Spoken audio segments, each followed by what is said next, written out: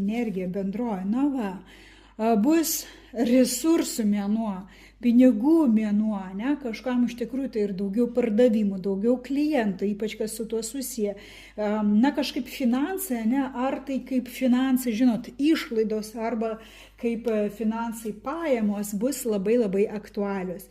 Taip pat žuvų korta tai yra apie tokius gilius jausmus, be abejonės, kai gruodžio mėnesį mes sutiksime šventes su savo artimaisiais, tas ryšys bus labai aktualus ir mūsų giminaičiams, ir mums, todėl aplamai apie tokį resursą, ne, mes galime pasikrauti tiesiog būdami savo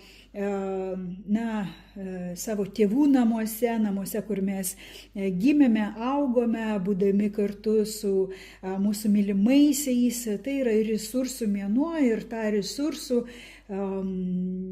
tendencija, energija tikrai bus aktuali.